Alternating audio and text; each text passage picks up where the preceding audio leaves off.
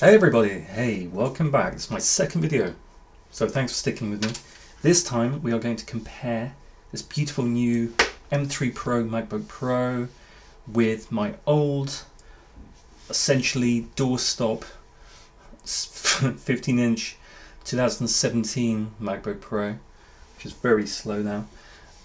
We're going to be comparing Lightroom speeds, Photoshop speeds, general photography workflows, for those who are interested and those who might find it helpful. I know I would have done. So yeah, let's compare certain things like import speeds, export speeds, infusing speeds using a little plugin called LR Infuse, which is very useful if you've never used it. Yeah, a bit of selection tools, just, common things on Photoshop. So, hope you find useful. Enjoy. Right, so we're going to compare startup speeds. And let's go. Okay, we are off and running here.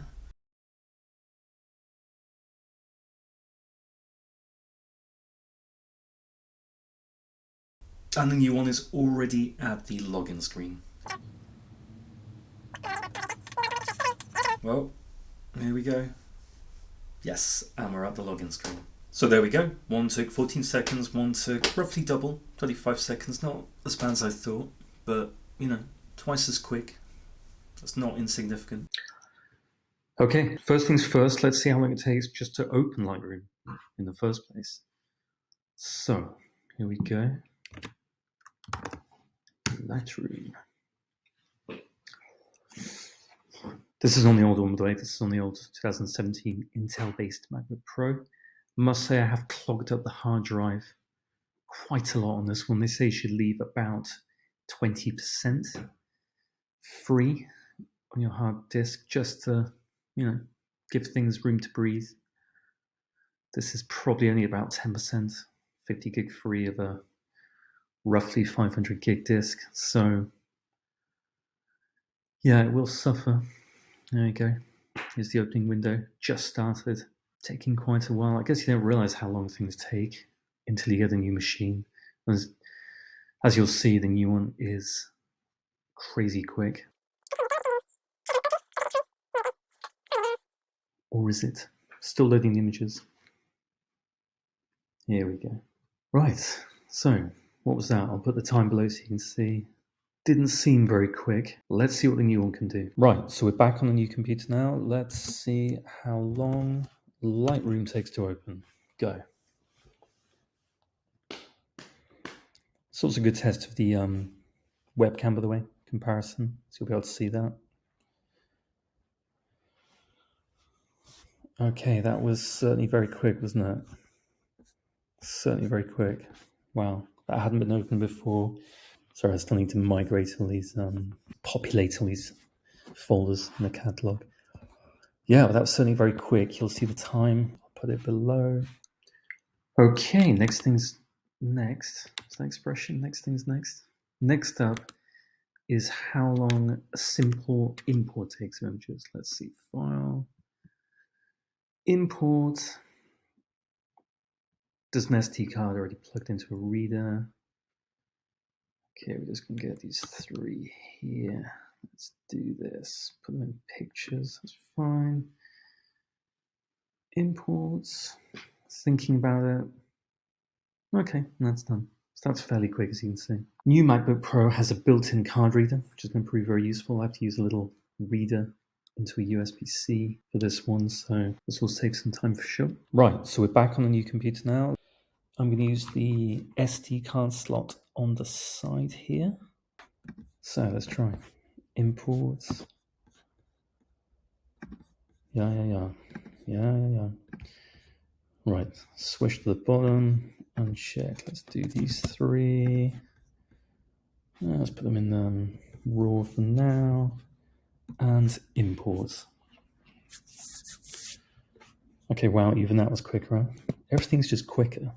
Okay, next thing we'll do is export these images.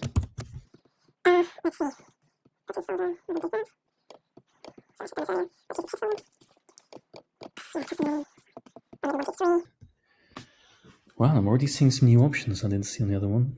JPEG XL, not quite sure what that is. I guess just a huge JPEG. Let's do TIFF, no compression.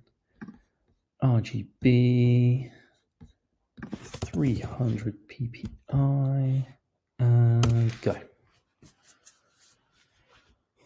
Goodness me, that is very fast indeed. It's going to be under 3 seconds, right? Okay, let's see how long the old laptop does to do the same thing. Export, so let's export these 3 images.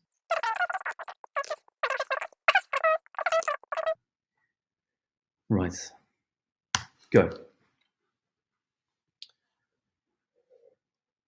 Shouldn't take too long, tends to be relatively speedy, but who knows?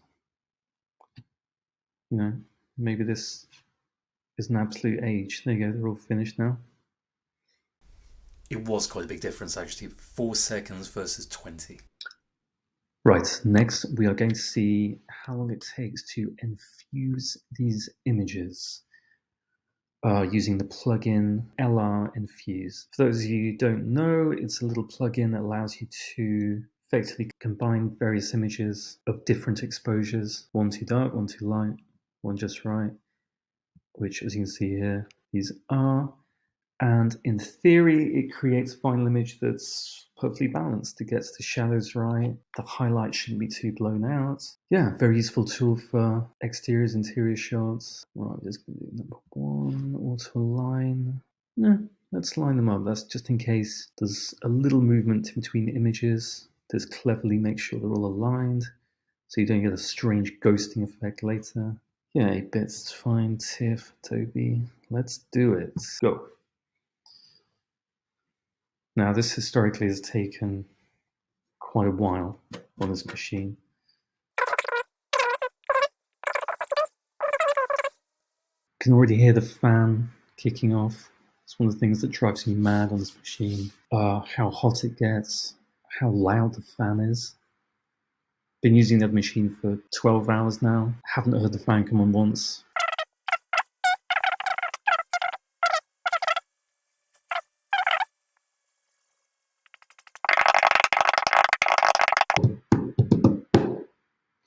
Okay. So after what felt like a lifetime, here we go. Yeah, as you can see, it's, done it quite well. Needs a little contrast boost, but it's got the shadows, it's got the highlights. It was a very grey day, so you can't really tell. Normally if it's a nice blue sky with clouds, those really pop. Yeah, okay. Okay, onto the new laptop now. Yep, auto align on, output, yeah, down as 5, we'll call it 1. 8 bits, Adobe RGB, go. Wow, it's already through to this stage. That's already a lot quicker.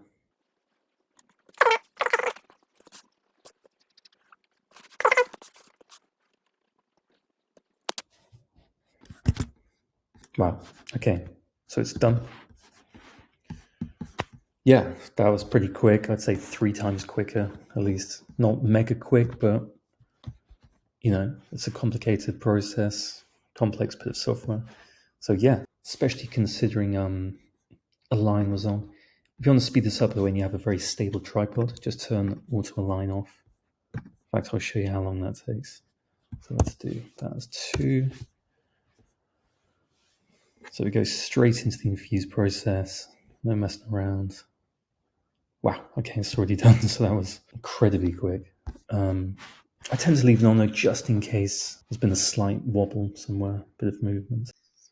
Right, let's see how long it takes to open Photoshop. So let's take one of these images we've just exported and go. Now, I've closed Lightroom on this computer, so I was finding it was getting so sluggish, it couldn't handle Photoshop and Lightroom at the same time, which is insane for someone in my field to not be able to use both at the same time. Anyway, here we go. It's got the little logo window here. The little spinning wheel of death. Oh, okay, a new dotty spinning wheel. And will we get Photoshop? Taking its sweet time. Still the spinning wheel. Here we go, yay. So, again, I'm hoping that's a lot quicker. Recording, yes. So another thing I'm going to try is going to first show you select the quick selection tool, and I'm just going to try selecting some of these beams, which I find is very processor intensive, and as you'll hear, gets that old fan going hugely. It's doing alright, it's a little sluggish, you know, to do this. I find as it gets hotter and hotter the machine, the slower this becomes. It's already starting to become a little sluggish. I know there are easier ways of doing this, by the way, different color selects, blah, blah, blah. I would normally switch between this and the polygonal, how do you pronounce that? Polygonal lasso tool. So here we go. Things like this. So. But yeah, you know, using the quick select to select little tiny things like this, I find it really kills the old computer. So again, it'll be interesting to see just how quick the new one is. I'm just going to select some random bits here. Yep, see it's getting very slow now. Very slow. Deselect some bits. Let's bring these white bits. Yeah, the fan's going mad now. I'm not sure if you can hear that. Absolutely mad. And this is with just Photoshop open. No Lightroom. No Premiere Pro. Nothing else really. Just Chrome. Yeah, right. Let's see how the other one does, shall we? Now I'm going to leave Lightroom open just to test it. Photoshop Go. There we go. Already through to the logo window. That's gone already. Wow, okay. Straight in there. Sorry, I haven't used this much yet, so it's going to pop up with all these annoying things, but that is incredibly quick. Let's try that quick selection tool thing I was doing earlier, which is a real killer for the old computer. Okay, let's get this. One thing I did say before, by the way, was I think I'm going to miss the touch bars. Just doing things like size. You can just slide your fingers dead quick. This might take a little bit of used to. Let's do 5 pixels, maybe 3 actually. Let's do 4.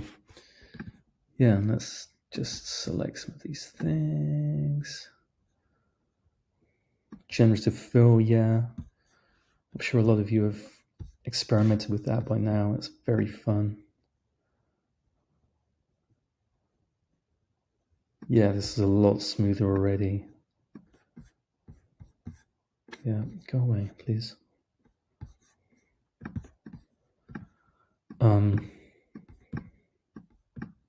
Yeah, wow. I can already see that's a lot smoother, a lot quicker. There's no fan.